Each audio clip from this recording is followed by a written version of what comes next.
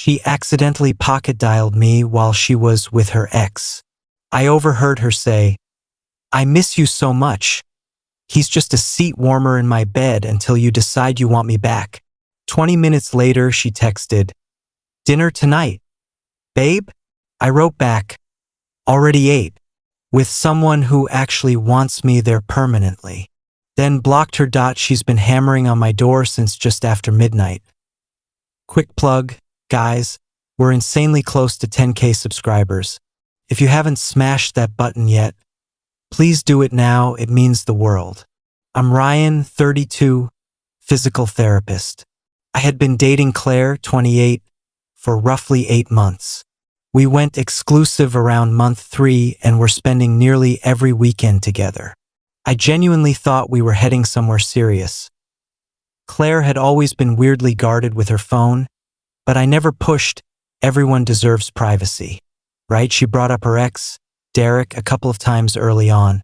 Said he'd moved to Denver for a job about a year ago, that the relationship had been toxic, and that she was honestly relieved when he left. I took her at her word. Yesterday, I'm folding laundry at home when my phone lights up around 3 p.m. It's Claire calling. I pick up, but there's no hello, just wind and muffled voices. I'm about to end the call when I realize it's a pocket dial and she's talking to someone outside, probably a park. Then her voice comes through crystal clear. "Derek? Oh my God, it's actually you. I've missed you like crazy." My heart stops. Derek lives in Denver. A guy answers, low and familiar. "Missed you too, baby. You look incredible. I still can't believe you're here. How long are you staying?" "Just the weekend. Had a work thing, but I flew in early to surprise you. This is the best surprise I've ever had." Then she says, "I never stopped thinking about you. What about your boyfriend? Ryan, right?" Hearing my own name felt like a slap. "What about him?" She laughs. "Derek, you know you're the only man I've ever truly loved. Ryan's just... he's keeping the spot warm until you finally figured things out. You can't be serious." "I'm dead serious. I've been waiting for you to wake up and realize we're meant to be.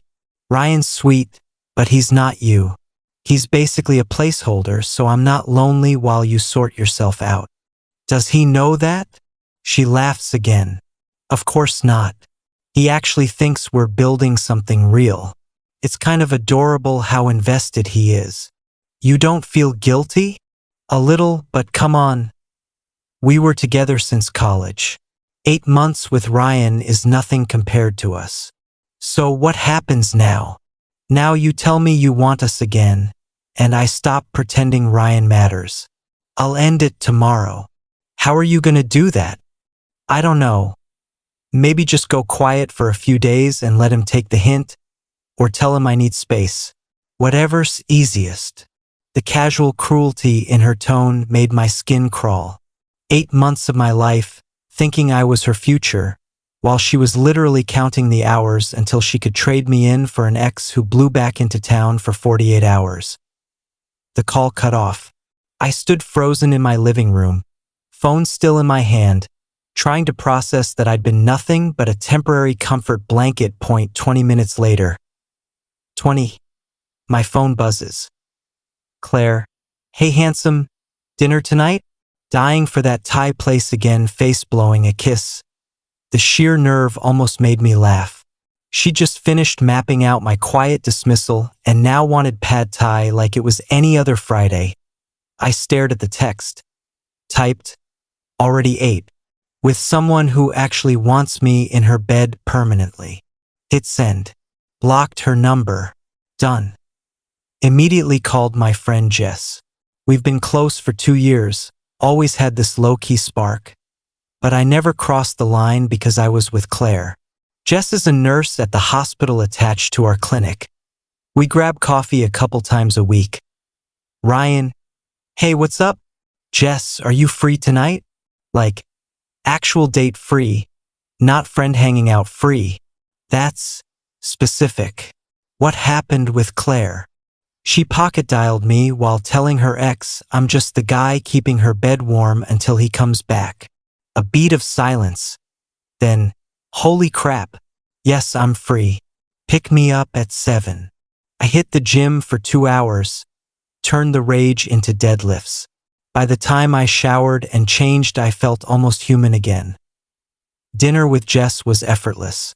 We went to the steakhouse uptown, talked about real things, her grad school plans, my dream of opening my own practice one day, stupid work stories we'd never told each other. She actually listened, asked questions, laughed at the right parts.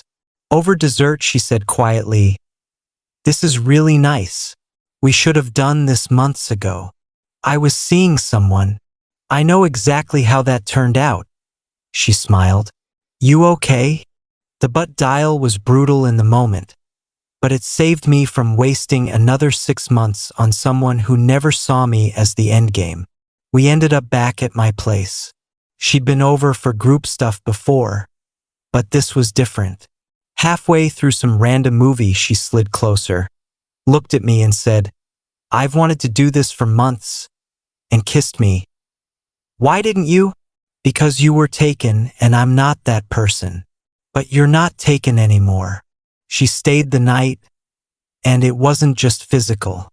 We talked until almost 1 a.m. about everything and nothing. When she fell asleep against my shoulder, it felt more right than anything ever had with Claire. Right around midnight, the doorbell started going off, then full-on pounding. I checked the peephole. Claire, looking frantic, mascara streaked, banging like the building was on fire. She must have blown up my blocked number and realized something was very wrong. Jess stirred. "What is that?" "My ex just discovered I'm not sitting home crying." The pounding went on for a solid 15 minutes, then stopped. Through the peephole, I watched Claire stare at her phone, type furiously, realize texts weren't delivering, and finally trudge back to her car. Next morning, there was a handwritten note wedged in the door handle. "Ryan, I know you're upset, but this is insane. We need to talk about what you think you heard. You're throwing away everything we built over a misunderstanding. Call me." Straight into the trash. I made coffee for Jess instead while she got ready for her shift. "You good?" she asked, kissing me on her way out. "Better than I've been in months." "Good, because I want to do this again." Dinner and the sleepover. Deal. Claire's car was gone when I left for work, but I had a feeling the story wasn't over. Update: 72 hours later, the past 3 days have been a masterclass in watching someone realize the backup plan has standards. Monday lunchtime, Claire showed up at my clinic. Told the front desk it was a family emergency. Reception buzzed back, "Ryan, there's a woman here who says it's about family?" I walked out, saw Claire looking like she hadn't slept in days. "Ryan, thank God. We need to talk right now." "No, we really don't. You need to leave. This is childish. You completely misunderstood that call." "Misunderstood you telling Derek I was a seat warmer and you were planning to ghost me? You don't have the full context." Patients were staring. "Claire, this is my job. Leave.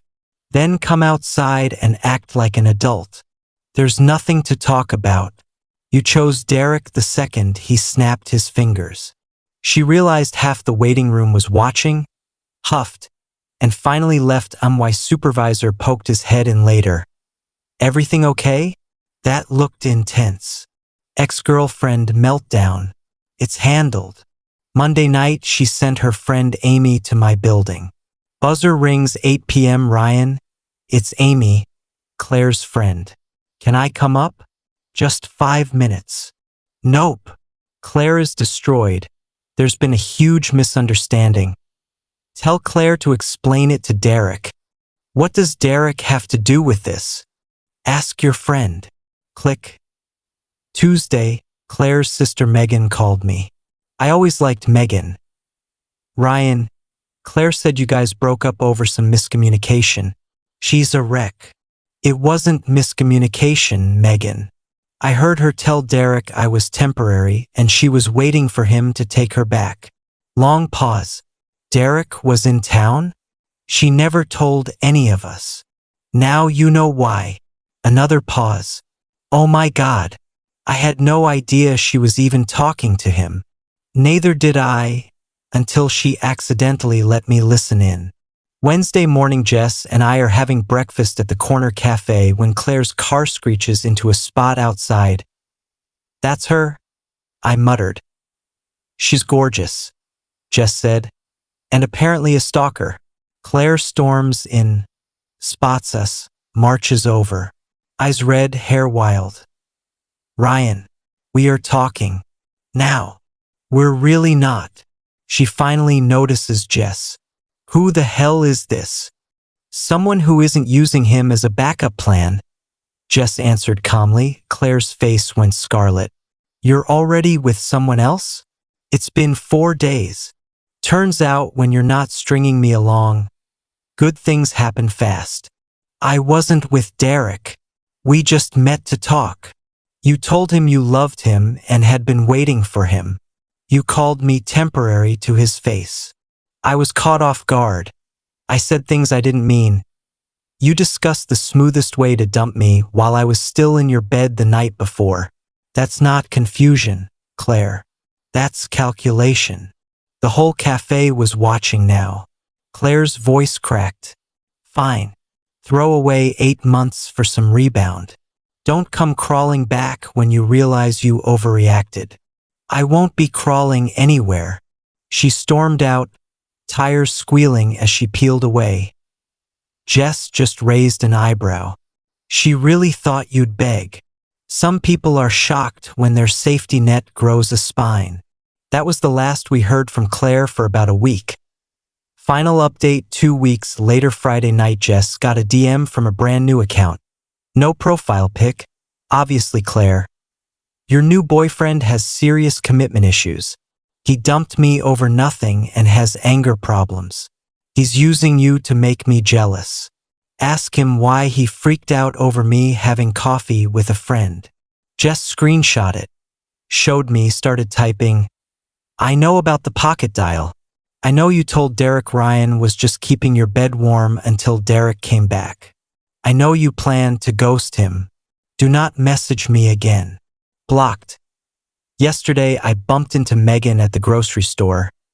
Hey Ryan, how are you? Honestly? Great. I owe you an apology. After we talked, I confronted Claire. She finally admitted Derek was in town. Claimed it was just closure. She got super defensive. I don't believe nothing happened. I appreciate you saying that. You were always good to her, to all of us. I'm sorry. Thank you, Megan. Means a lot. You happy with the new girl? Claire mentioned you're seeing someone. Very. Jess is the real thing. Good. You deserve that. Jess met my parents last weekend. They're obsessed. Mom pulled me aside. She's the first one who actually feels like family, not someone tolerating us. Dad said Jess asks him about his woodworking projects like she genuinely cares. We're heading to meet her parents next month. Normal milestones with someone who's excited about them. Not managing them around an ex. The revenge wasn't some elaborate plot. It was simply refusing to be anyone's backup plan anymore. Claire thought she could keep me on ice while she waited for the love of her life to change his mind. Instead, her own carelessness handed me the truth on a silver platter and freed me to find someone who chose me first, not last. The pocket dial was the best thing that ever happened to me. Claire just never meant for me to hear the part where I was never the main character in her story. Only the understudy. Now I'm with the leading lady who never needed an understudy in the first place. Thanks for following along, guys. Chapter closed. Onward.